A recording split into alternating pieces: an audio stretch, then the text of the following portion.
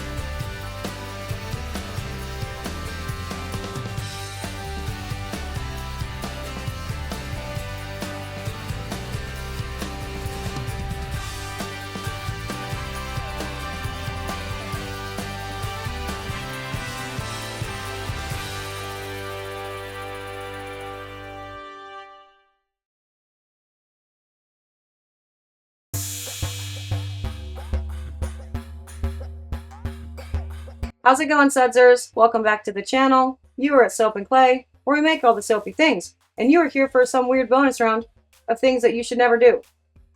But I'm going to show you what happens when you do it. But don't ever do it. And that thing is called, I mixed up a certain amount of oil and water to show separation. And now I'm going to put the appropriate amount of lye into it to see if it'll turn into soap without the water in the lye solution happening first. Get it? Cool. It's gonna be weird. Don't do this. Don't do this, but let's go do it. So in this container, we have 56 grams, so about 2 ounces of olive oil. And we also have 21 grams of water. And as you can see, it doesn't mix.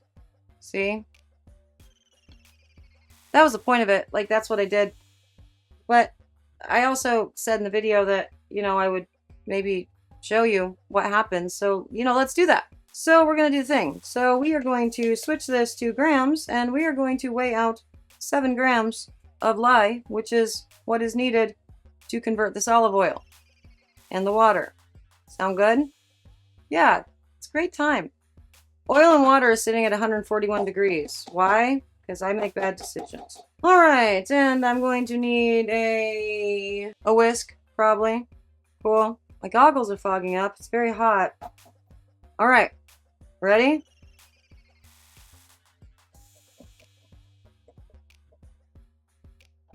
Okay. So, it has been poured in, and we are mixing, doing the thing. But as it's trying to find those water molecules, it's also finding these nice, hot, beautiful oils that are there too. And so it's doing the thing with the water to create, a safe solution with which to make soap, but also making soap at the exact same time. Still sitting at only 142 degrees. But as you can clearly see, sponification is already doing its thing. Like, we are hitting an emulsion here. It is thickening up. It is becoming soap. And if you look at the bottom, the lye is not actually all dissolved. So this is one of the biggest reasons why you would never want to do it this way. Well, just don't ever do it this way. But, now you know what happens when you do. But one of the biggest issues here is the lye is going to have a harder time dissolving because, again, it's trying to kind of pull double duty here. It's trying to do its necessary part, its reaction between the fatty acids and itself, and also disrupt the water molecules and break them apart and make them angry. And so it doesn't quite know where to go and it's rendering the lye not as potent or as effective as it otherwise would be. So there's that. What happens if we take the stir stick to it? Oh wow, it does. Only just. That's fun.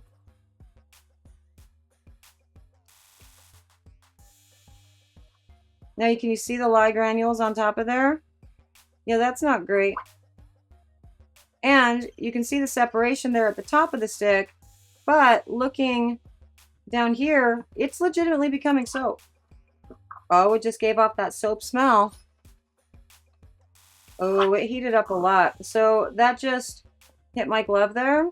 And oh yeah, that's hot. That is really, really very hot. So temperature concerns here, temperature burns and all that. Heat burns. I'm not going to clean that off. That's not worth it to me. I don't know why I touched it as much as I did. So yeah, a whole mess of not only potential caustic burns with all of this, but also heat burns because it got real hot. Now let's put it in the mold and see if it sets up. Well, this should set up and, you know, become a solid bar of soap. As far as using this bar of soap, I'm not even going to test this one because I can see on the bottom there are still lye granules that didn't quite make it into the batch. And if that's the case, there's the potential that there are undissolved lye granules inside of there as well. So I'm not even going to test it, but we will let this firm up and then you can, you know, see it in real time to show that it still makes soap, just not a particularly safe one. Okay, so next day, after pouring that weird experiment, and it's been sitting just on the counter for about 18 hours at this point, and as you can see, it's firm. It made soap, but also it reminds me quite a bit of the Lye Heavy Soap, What Does Lye Heavy Soap Look Like video that I did forever ago. And yeah, that's kind of what I assumed here. Concentrations of lye ultimately ended up in strange places within all of this because it didn't have the opportunity to properly dissolve in the water before doing this guy. So I want to go ahead and test the pH on this. I'm not going to test the lather because that honestly isn't really worth my time here. I know it's going to lather, but I do want to test the pH. So let's get to that. Okay, and 1 gram of soap, just a little teeny tiny bit, that I'm going to pull from the middle of the bar here so we can see what's going on inside.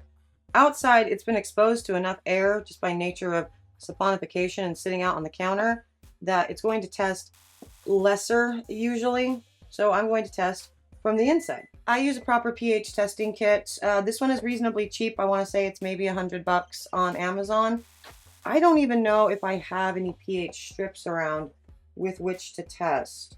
I tend to use a more precise tool. Oh look, I do have pH strips. It's in the thing. Cool, let's do one of these. Since we have them right here, let's see what these do. And also what the number for the pH scale is. Okay.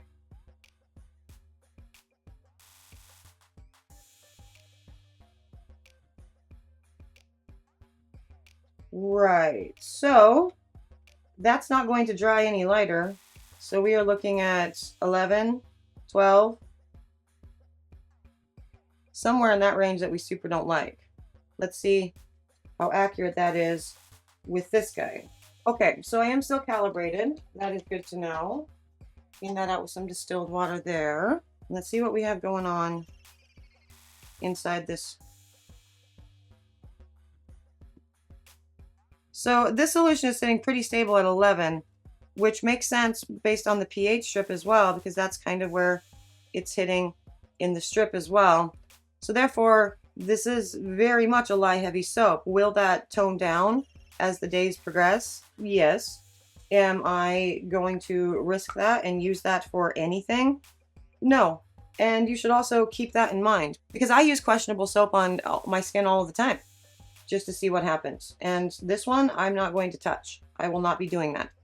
But there it is, in case you ever wondered what happens when you put in your lye into just your oil and water and you don't dissolve the lye properly into water. Yeah, it still makes soap, but it's not going to make the kind of soap that you're going to want to use. So, yay! Experiments! Yeah, so there it is. That's what happens when you add the lye granules to, you know, your oil and water solution. Can you make soap? Sure, you can. That is going to be laundry soap, though, for sure, because you didn't dissolve that lye. And I still saw at the bottom of this granules of lye that hadn't been dissolved. There's no telling what's going on inside that bar, so I wouldn't risk it. But it's now been done, so you can see it, and that's fun. And I have seen actual comments regarding specifically that on Facebook forums before, wherein people have said they just added the dry lye straight to their oils. So it does happen. So I guess don't do that literally ever, but you've seen what it does. So there's that. There's your fun bonus. That's it. That's weird. And again, don't do it. Just don't do it. But thanks for joining me for this weird bonus thing. It was something. Don't really know what it was, but it was a thing for sure. I'm out of here, but we're going back to normal content tomorrow and not doing weird stuff with lye. So thanks for being here. Again, I already said that. Sorry. Bye.